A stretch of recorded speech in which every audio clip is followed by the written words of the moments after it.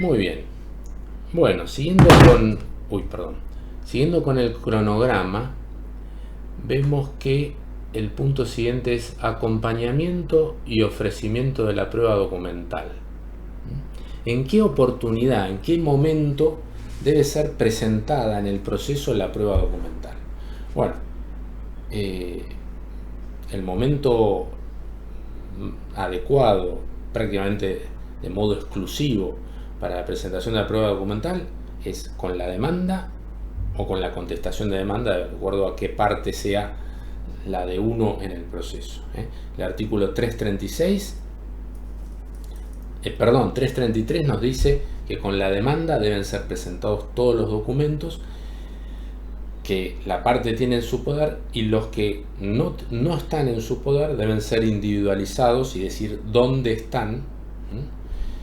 Y ya sea que esos instrumentos o documentos están en poder de la otra parte, debe pedir que sea intimada la otra parte a presentarlos, y si está en poder de terceros, individualizar a esos terceros que pueden tener los documentos para que sean presentados al proceso.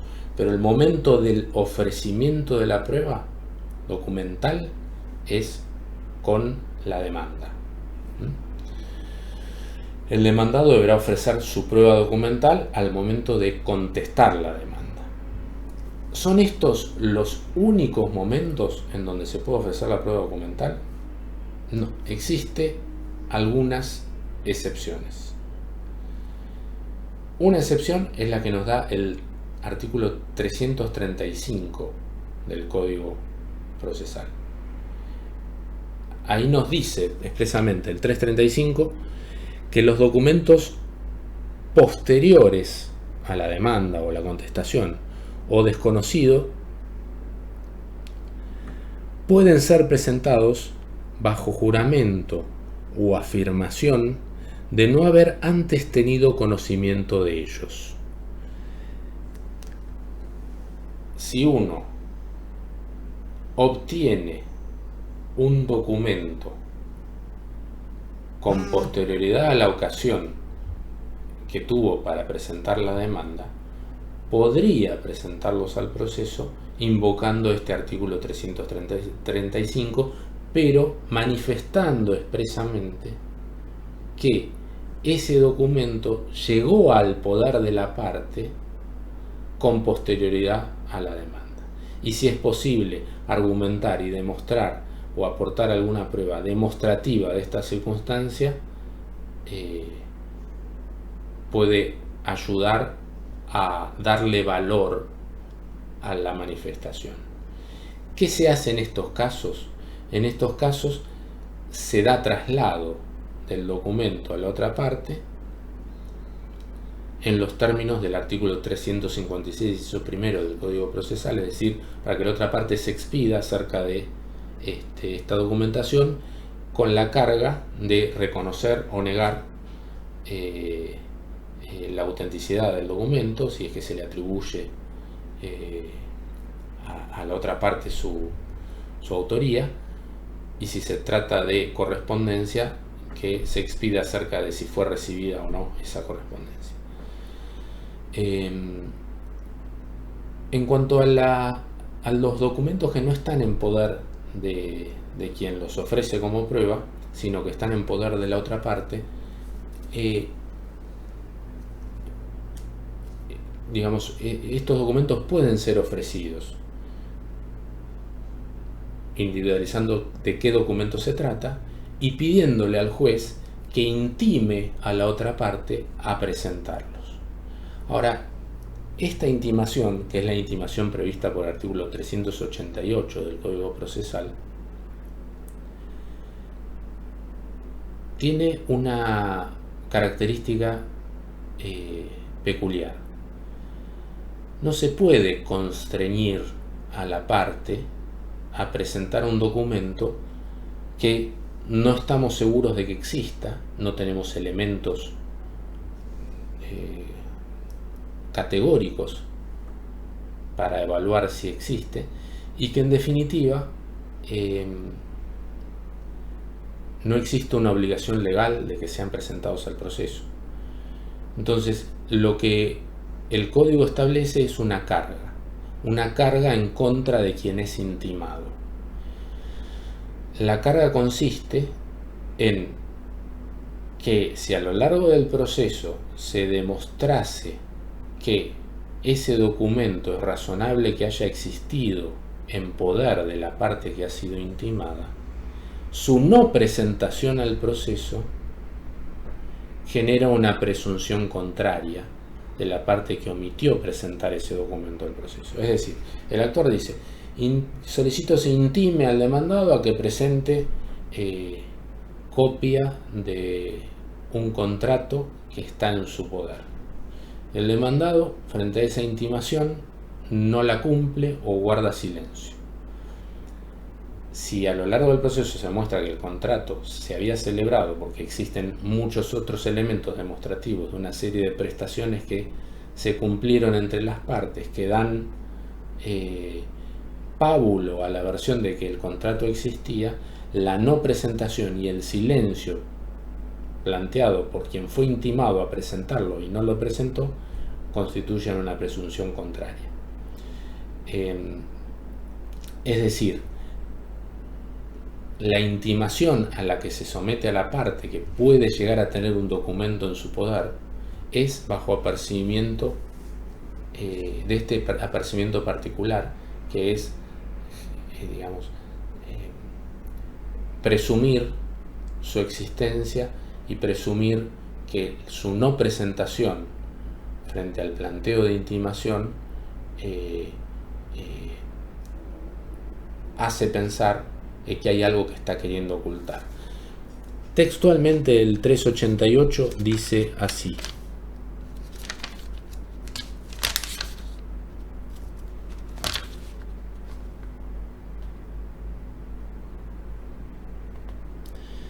si el documento se encontrara en poder de una de las partes, se le intimará su presentación en el plazo que el juez determine. Cuando por otros elementos de juicio resultare manifiestamente verosímil su existencia y contenido, la negativa a presentarlo constituirá una presunción en su contra. Tener en claro que cuando el documento está en poder de la otra parte, está la facultad de esta intimación. Hasta ahí la posibilidad de lo que pueda hacer la parte que ofrece la prueba y de lo que pueda hacer el juez. Esta intimación bajo percibimiento de traerlo de las pestañas, de allanar domicilio para ir a buscar el documento a la casa, es de película yankee, no es de lo que permite el proceso civil. Distinto es lo que pueda ocurrir en penal a la hora de realizar la instrucción para obtener el cuerpo de un delito. Y ahí sí puede haber allanamientos para buscar documentación. Pero en materia civil no se hagan la película con estas cosas. En materia civil, cuando a un documento uno sabe que está en poder de la otra parte, lo que tiene es esta herramienta, la posibilidad de intimarlo a que lo presente bajo percibimiento que si por otras circunstancias se llega a demostrar que es verosímil que el documento existía, la no presentación es una presunción en contra de quien ha omitido presentarlo.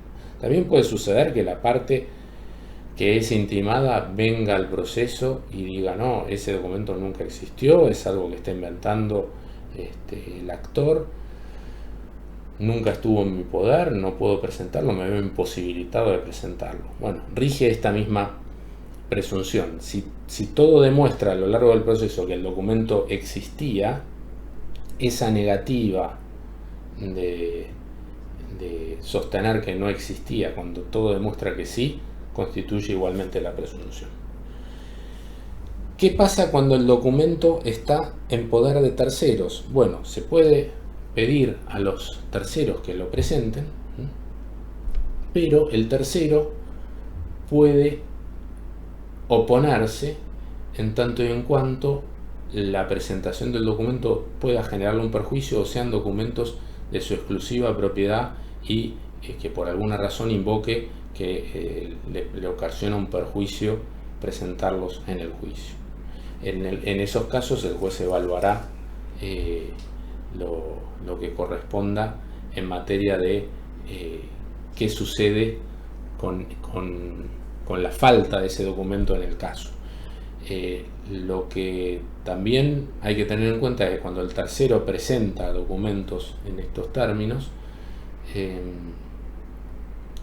tiene derecho a pedir que se obtengan copias de esos documentos, queden las copias, se certifique su autenticidad y se le devuelva el documento a la mayor brevedad posible, pues en definitiva, si el documento es del tercero, tiene derecho a recuperarlo lógicamente. Bien, de todo documento presentado en juicio, se ordena el traslado. El trámite propio de la presentación de la prueba documental es traslado a la otra parte. Quien está dentro del plazo de ese traslado está obligada a expedirse acerca de la autenticidad de esos documentos, y en caso que sean documentos atribuidos a la otra parte, si son negados, vamos al cotejo que habíamos visto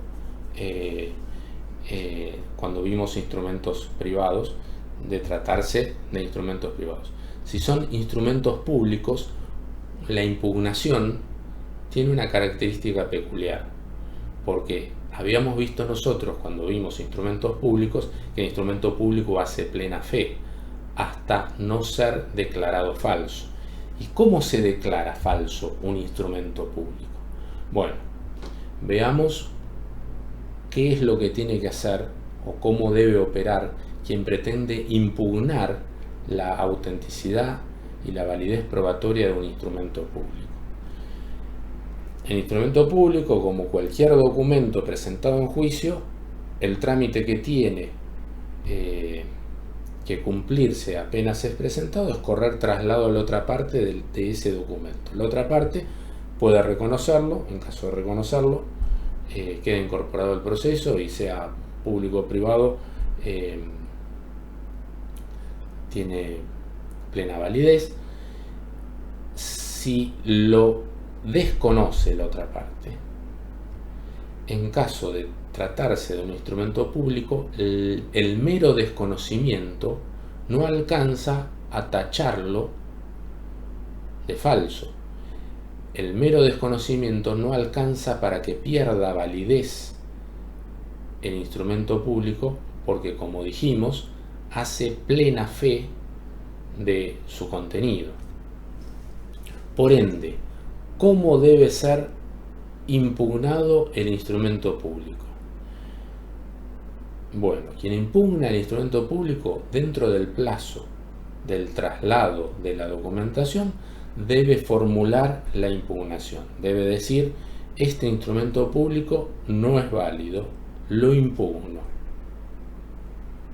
Formulada la impugnación, nos dice el artículo 395 del Código Procesal, comienza a correr un plazo de 10 días hábiles judiciales que corren a partir del día siguiente de que se formuló la impugnación, que consistió simplemente en comparecer al proceso y decir: impugno este documento público porque no es cierto, porque es inválido, porque fue realizado en fraude a la ley, no cumple las formalidades, por lo que sea, sin explayarse demasiado, simplemente impugnarlo, y dentro del plazo de 10 días de formulada esa impugnación, debe promover el incidente de redargución de falsedad que establece el artículo 395, que es un trámite incidental que corre en paralelo al proceso principal en donde el instrumento público fue presentado como prueba,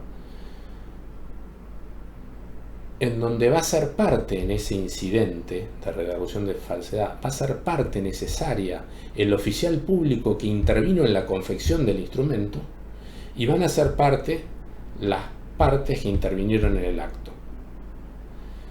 Y contra todos ellos, contra las partes que intervienen en el acto y contra el oficial público que intervino y que dio fe de la autenticidad de lo que estaba sucediendo, contra todos ellos se dirige una acción de nulidad de esa escritura, que es el incidente de redargución de falsedad.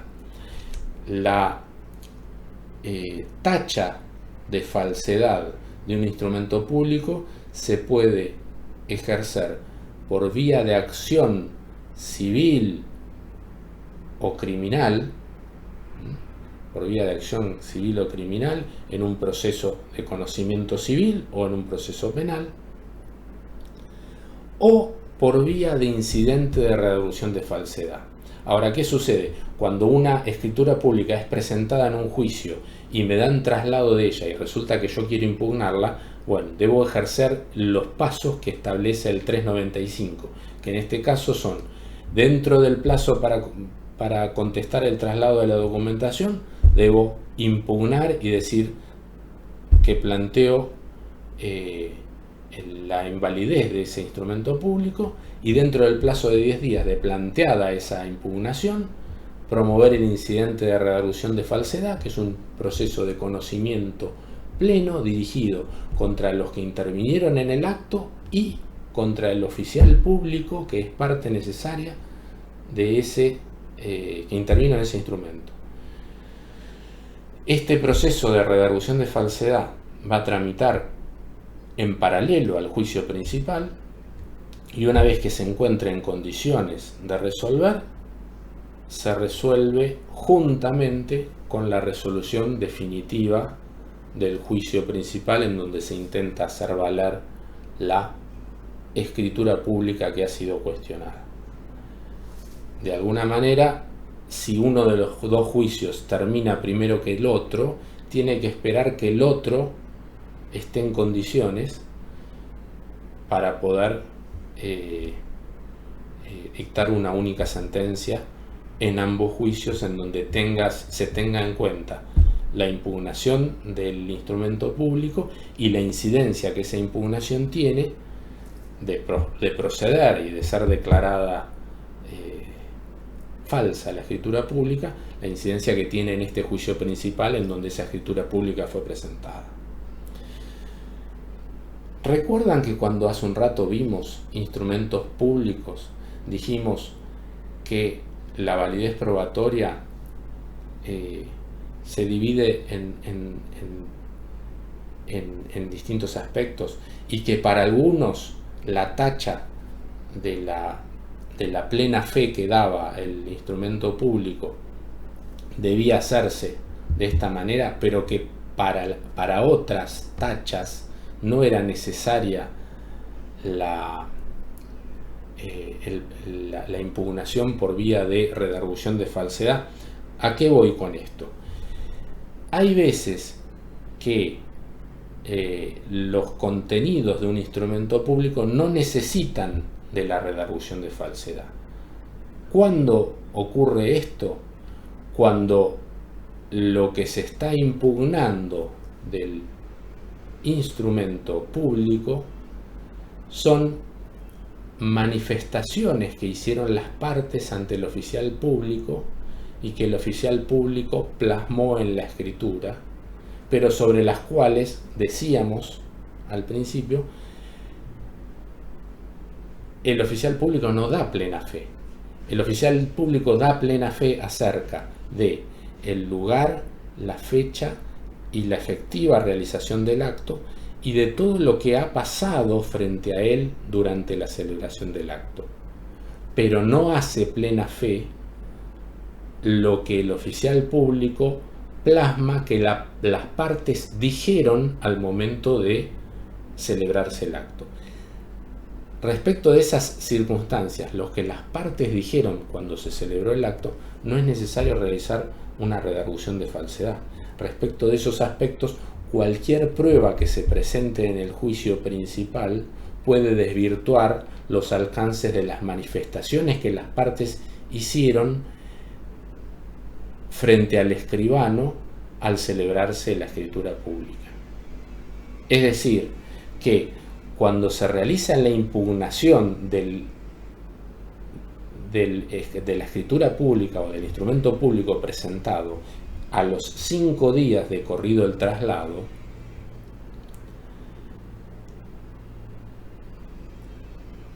debe impugnarse este tipo de aspectos que no requieren ni tornan necesaria la promoción de la redargución de falsedad, que solo va a tener sentido cuando lo que se está atacando es la efectiva realización del acto, el lugar y la hora de realización del acto y lo que las partes hicieron frente al escribano y que el escribano da cuenta de lo que han hecho. Cuando lo que se está impugnando es eso, ahí sí es necesaria la redargución. Cuando lo que se está impugnando es lo que las partes le dijeron al escribano el día de la escritura y que el escribano plasmó en el acta, ahí no sería necesaria la redargución. Espero haber sido claro. Es un tema interesante para, si tienen dudas, consultarnos por vía electrónica a través de documentos electrónicos no firmados que pueden enviarnos y que con gusto les contestaremos. Bien, vimos recién entonces la impugnación de los instrumentos públicos a través del incidente de redargución de falsedad. Recordemos, como les mencioné, que independientemente de que la redargución de falsedad como incidente se impone cuando se quiere impugnar en un proceso una escritura presentada en juicio, existe la posibilidad, independientemente de la tacha de falsedad de un instrumento público, por vía de acción autónoma no supeditada a, digamos, de carácter, no necesariamente de carácter instrumental de un proceso en trámite, sino el juicio de nulidad de escritura civil se puede ejercitar autónomamente, igual que la querella penal en el marco de una investigación por un delito de estafa o similar. Los instrumentos privados presentados en juicio, también los instrumentos privados o particulares presentados en juicio, se corre traslado y la otra parte puede reconocerlos, reconocer su autenticidad o negarla. En caso de negarla, habíamos visto que cuando estábamos frente a un instrumento privado, por ende firmado por la otra parte, la prueba que permite adverar la autenticidad del documento es la pericia de cotejo. Ya hemos visto las alternativas, cómo se hacía esa adveración. Ahora, cuando el instrumento es particular, o sea, es no firmado, o es atribuible a terceros, también debe ser adverado. O sea, debe ser autenticado. Quien lo presenta tiene que buscar la manera de darle autenticidad. Si son instrumentos emitidos o realizados por terceras personas particulares, el modo de adverarlo es a través de la prueba testimonial, convocando a quien emitió ese instrumento a que lo reconozca y explique sus alcances, sus implicancias, los motivos en que fue emitido ese documento a través de el testimonio. De esa manera queda adverado el documento. Y si a veces son registros emitidos por empresas, por personas jurídicas u otro tipo de documentos particulares, el modo de adverarlo deberá acompañar las circunstancias de cada documento de ese tipo. Pero generalmente la prueba informativa que vamos a ver seguidamente es un modo idóneo de adverar cierta documentación que es presentada para que se expida una empresa y diga si ese registro, si esa constancia, hablo por ejemplo de un ticket, un voucher, una factura, si esa constancia guarda correspondencia con los registros que obran en la empresa de que se trate. Entonces, ese pedido de informes se concreta y de alguna manera ese documento se va a adverar a través de la realización de una prueba informativa que ahora vamos a ver qué es.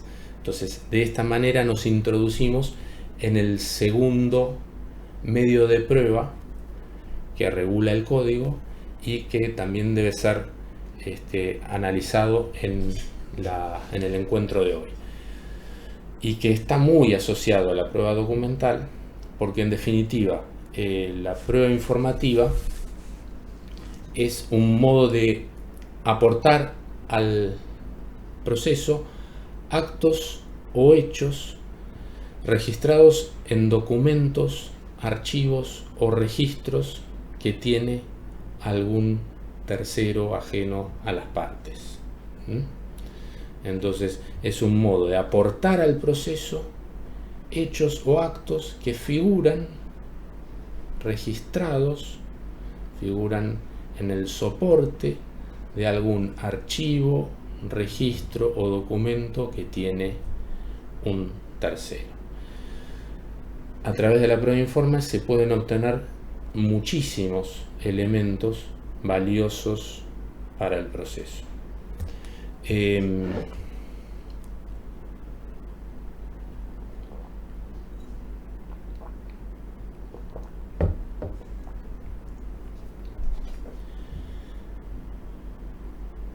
Tenemos que tener en claro que a través de la prueba informativa no se obtiene opiniones, versiones sobre hechos que pueda dar una persona ajena al proceso.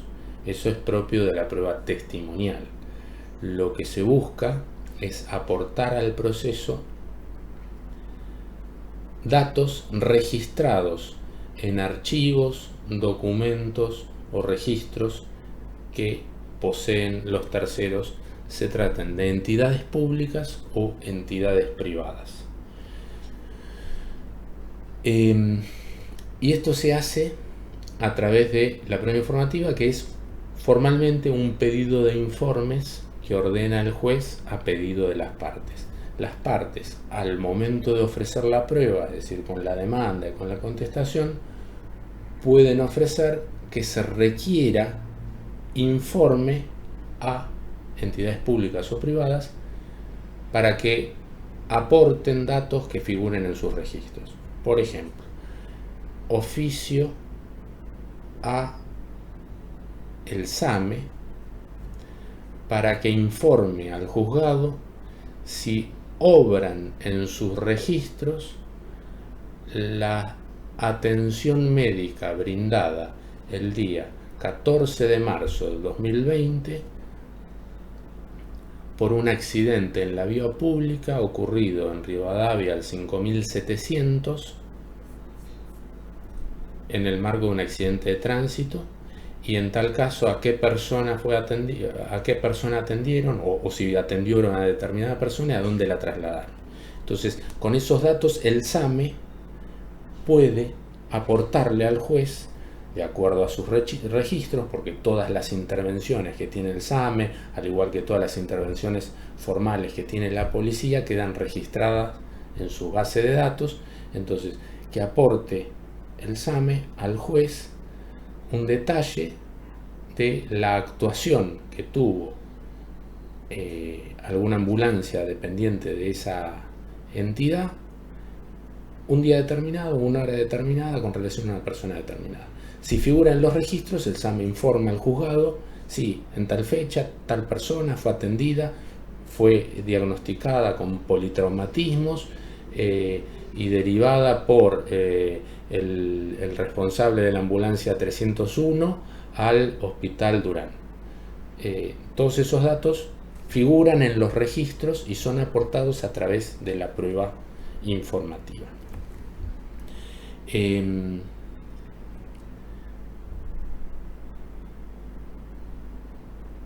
El modo que el código tiene previsto de cumplimiento de este medio de prueba es bastante rudimentario y quedado en el tiempo.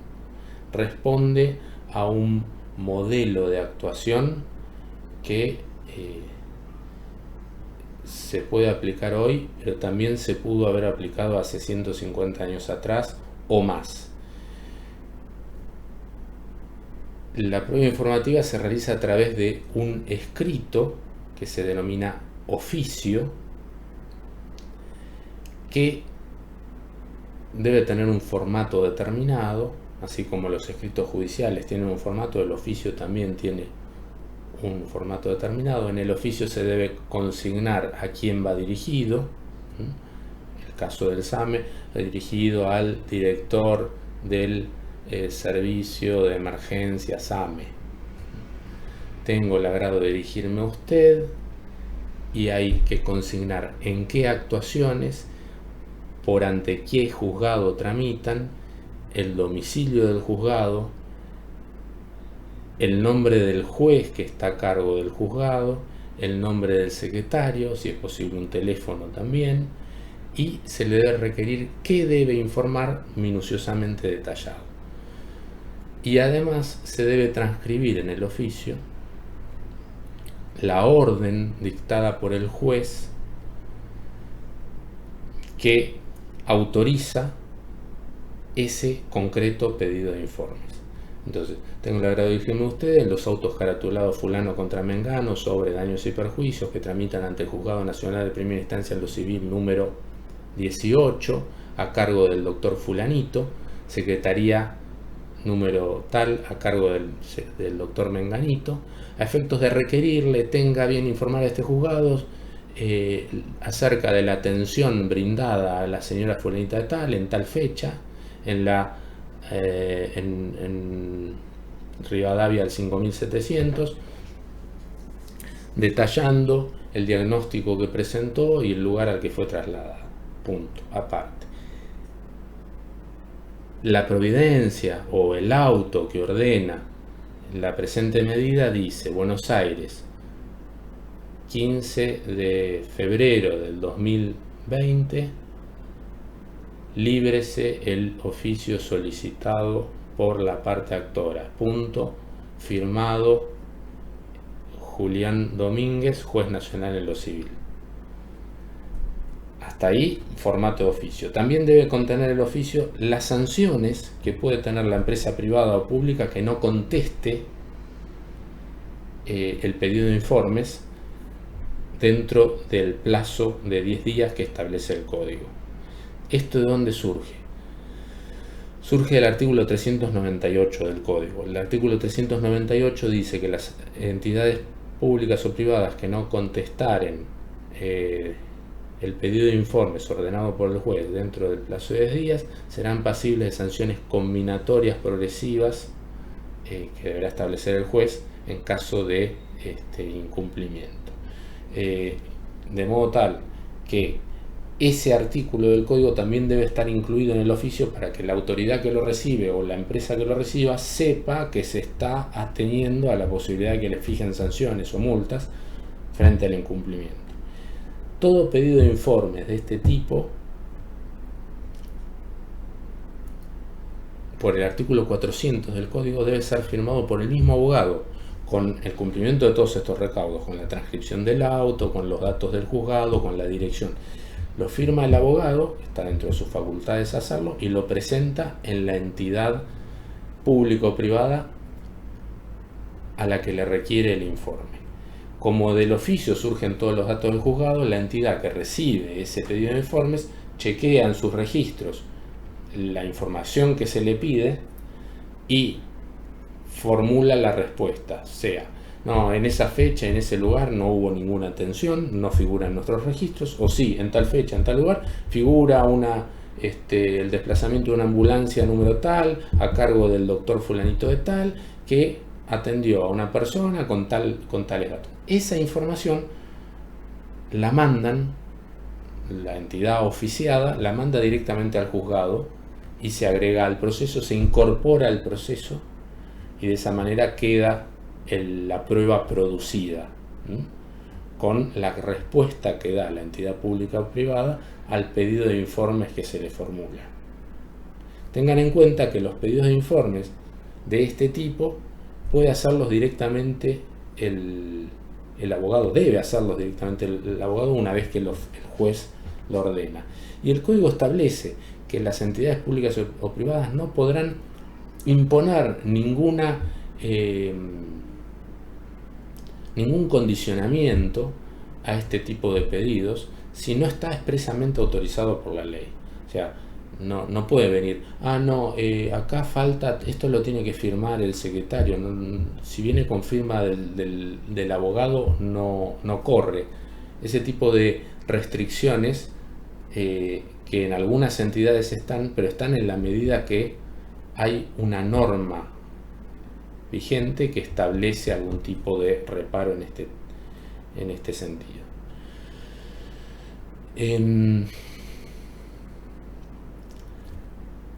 ¿Cuál es el plazo dentro del cual debe cumplirse la prueba?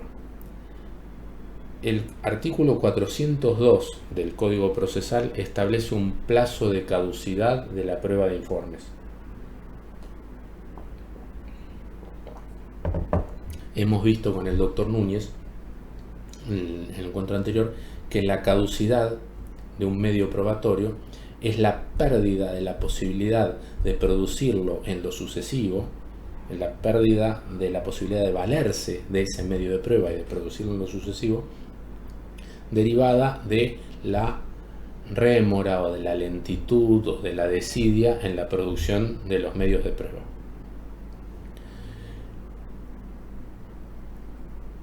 A partir del momento que el juez ordena el oficio, la prueba informativa, el abogado tiene que diligenciar, confeccionar el oficio y llevárselo a la entidad en la que quiere el informe. La entidad, a partir del momento en que recibe el oficio, tiene 10 días para contestar. Todo oficio que se lleva a una entidad pública o privada para que sea contestado en el marco de un proceso, tiene que, cuando se deja en la entidad, cuando se presenta, una copia debe ser sellada como constancia de recepción. Eso hay que exigirlo cuando se deja el oficio. Entonces, con esa copia sellada como constancia de recepción, se debe acreditar quien está interesado en producir la prueba informativa, debe acreditar en el expediente que ya cumplió su parte, ya presentó ante la entidad pública o privada el oficio que ordenó el juez. ¿Por qué? Porque si no puede perder esa prueba en el futuro por negligencia. Entonces, para evitar eso, acredita el diligenciamiento del oficio. La empresa tiene 10 días, o la empresa o la entidad, el SAME en el ejemplo que dimos, tiene 10 días para presentar el informe, 10 días hábiles judiciales que se cuentan a partir del día siguiente de la presentación del oficio. Transcurridos esos 10 días, puede ser que la empresa haya cumplido, presentó el informe, listo, se acabó, se produjo la prueba. Ahora, la empresa o la entidad pública no presenta el oficio, pasaron los 10 días. Quien está interesado en producir la prueba tiene 5 días, a partir de que se vencieron los 10 días que tenía el SAME para contestar, tiene 5 días para pedir la reiteración o para hacer la reiteración del oficio. Si pasan los 5 días y no se pide la reiteración del oficio de la empresa al SAME o a la entidad de que se trate, opera la caducidad prevista por el artículo 402 del Código, que dice así: si vencido el plazo fijado para contestar el informe, o sea, los 10 días que tiene el SAME, la oficina pública o entidad privada no lo hubiera remitido, se tendrá por desistida de la prueba a la parte que la pidió sin sustanciación alguna, si dentro del 5º día no solicitare al juez la reiteración del oficio. Ojo, estén atentos cuando estén del otro lado una vez que hayan obtenido el título y que empiecen a ejercer la profesión. Estén atentos que no se pasen los plazos, porque pierdan la posibilidad de producir ese medio de prueba, y en ciertas circunstancias puede ser muy grave para sus clientes. Esa es la hipótesis de caducidad de la prueba informativa. Creo que con esto más o menos cerramos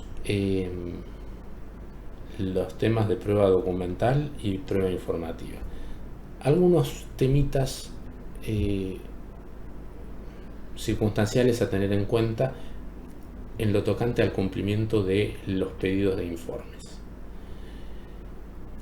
El artículo 400 del código debe compatibilizarse con el artículo 38 del código cuando nos habla de las características que deben tener ciertos oficios dirigidos a determinadas personas. ¿Por qué? Porque el código establece que las comunicaciones por oficio que se realicen al presidente de la Nación, a los ministros, a los secretarios de Estado y a otros jueces o magistrados de otras instancias, o sea, camaristas o ministros de la Corte, deben ser firmados, los oficios que van dirigidos a ellos deben ser firmados por el juez de la causa. ¿Qué significa esto? Pareciera que en principio la firma de los abogados prevista por el artículo 400 para los pedidos de informes en general, si el pedido de informes va dirigido al presidente de la Nación, a los ministros, a los secretarios de Estado u a otros jueces para que informen sobre registros que administran ellos, pareciera que esos oficios deben ser firmados por el juez. Por ende, el oficio en sí, el modelo de ese escrito judicial tiene unas características diferentes al que yo les dije anteriormente, ya que en estos casos la redacción es distinta, no hay transcripción del auto y la firma la confecciona el juez. Hay que dejar el oficio en secretaría para que sea firmado por el juez y después se diligencia igual que el otro. Pero lo cierto es que en esos casos prevalece el artículo 38 por una cuestión de, más que una cuestión operativa, es una cuestión de protocolo establecida por el código. No obstante, y con sano criterio, algunos de estos funcionarios, algunos de estos digamos responsables del ministerio, de oficinas del Poder Ejecutivo, de otros o magistrados incluso, los oficios recibidos con firma de abogado muy probablemente sean contestados y no ofrezcan inconvenientes, pero digamos es un tema a tener en cuenta en estas hipótesis. Un tema a tener en cuenta es que en los últimos años el manejo de los pedidos de informes por vía de oficios tal como describí, lentamente la administración pública ha comenzado a darse cuenta de que el nivel de obsolescencia que tiene este sistema es atroz, y de a poco se han incorporado a sistemas electrónicos de comunicación oficial varias reparticiones públicas que permiten que los pedidos de informes se hagan por vía electrónica.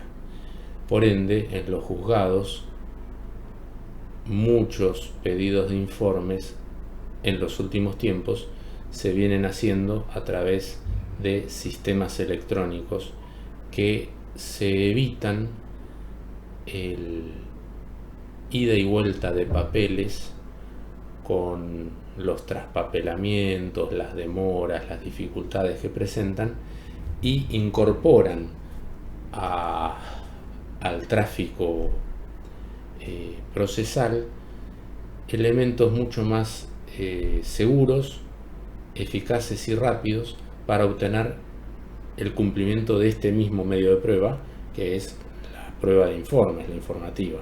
Solo que, por ejemplo, Banco de la Nación Argentina, no, justo Banco de la Nación Argentina no, Banco de la Ciudad de Buenos Aires, Banco Provincia de Buenos Aires, Banco Central, Registro Nacional de la Propiedad Automotor, Registro de la Propiedad Inmueble, Registro Nacional de las Personas, Dirección Nacional de Migraciones, varios bancos privados también se han incorporado, y algunas otras entidades más, que no son pocas, han implementado sistemas electrónicos de requerimiento de datos que directamente a través del sistema de gestión judicial permiten que los pedidos de informe se concreten sin necesidad de recurrir a este oficio decimonónico que hasta hace poco era moneda corriente en los tribunales. Lo mismo ocurre entre los jueces de una misma jurisdicción, incluso entre otras jurisdicciones. Lo cierto es que la justicia nacional y federal está unificada en la posibilidad de mantener comunicación oficial electrónica sin inconveniente, con lo cual pedidos de datos, pedidos de información y todo tipo de comunicaciones entre jueces nacionales y jueces federales son moneda corriente. Algunas dificultades existen entre jueces nacionales o federales y jueces provinciales, conforme al grado de evolución de los sistemas provinciales de gestión judicial. Algunas provincias funcionan mejor que otras y esta comunicación puede hacerse en mayor o menor medida de esa forma. También funciona muy bien el sistema de comunicación con comisarías de la Ciudad de Buenos Aires y con dependencias de la Policía Federal a través del sistema electrónico de comunicación. Con lo cual, creo que plausiblemente podemos decir que el sistema tradicional de los oficios por vía formato papel y con esas características que les describí casi medievales, tiende a desaparecer. En este momento de emergencia por la cuarentena decretada por el Poder Ejecutivo, se ha incrementado muchísimo el tráfico electrónico en materia procesal, cosa que es muy saludable y que probablemente colabore para que cada vez en mayor medida recurramos a sistemas electrónicos de comunicación y vayamos dejando para el pasado esta manera tan obsoleta de requerir informes a través de estos oficios que estuvimos viendo a lo largo de esta clase. No obstante, creo que es importante conocer los distintos aspectos de estas prácticas porque todavía están muy instaladas en nuestra idiosincrasia y, por ejemplo, en todo lo que es pequeña y mediana empresa y entidades privadas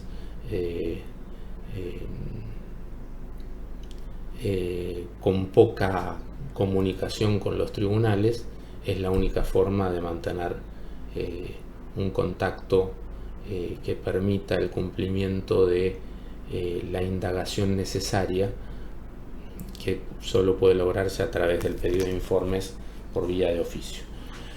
Bueno, ahora sí, espero que les haya sido útil este encuentro. Hasta luego.